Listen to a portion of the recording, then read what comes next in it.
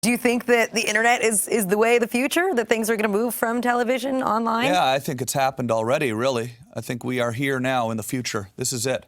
I mean, I think it's overwhelming, all the technology. I think it's consuming our lives a little bit too much. I've just canceled my personal Facebook page. I still have a like page, which puts my tour dates on it, but I don't go on Facebook anymore. I can't really stand how much of an invasion of privacy and it has become for people. I like to have a little separation. I think a lot about when I was a kid, when I was a teenager, we didn't have all this technology in our pockets, our cell phones and our Facebook pages and our Twitters. And when you would leave the house and you'd go for a walk, you'd be alone with your thoughts for an hour or 2 hours, and you'd have time to process everything that was going on in your life, not constantly being interrupted by people. People weren't always aware of your every single move. And I don't like that. I think it's changing the world in a negative way. And it leads to a lot of funny consequences, and it's a fun thing to talk about when I'm doing stand-up. But personally, it does scare me a little bit. Well, tell me, what do you think is so negative about it? Well, I remember when I was a kid, remember when you were in high school, if you had a boyfriend and he wanted to call you and ask you out on a date, he would have to call your house, right? And your dad would pick up the phone, and he'd have to be real polite and say, hello, can I speak to your daughter and all this stuff.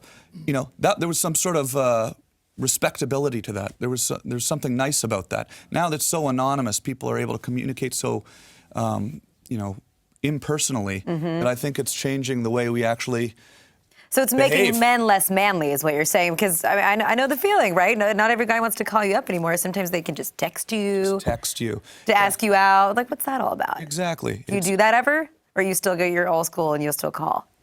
I like to call, but you get addicted to the texting. You do get addicted to it.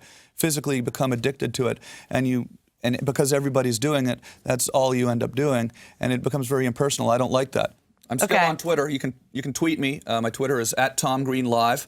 I'm on YouTube. I've got a new YouTube channel, youtube.com/TomGreen. I started shooting goofy videos when I was a teenager and putting them on my public access show. And I've been just going through this vault of videos that I have and putting all this weird stuff up on this channel in the last few days. And it's been a lot of fun. It's a brand new channel. And I think that's kind of the reason why I start to think about technology so much. I've been playing with this stuff since I was a kid. I started my website, back in 1996 and putting photos and blogging and doing all of this stuff up there. And you realize that it sort of changes you personally. You get used to getting negative feedback. I don't know if you've ever get any negative feedback here when you're on the internet.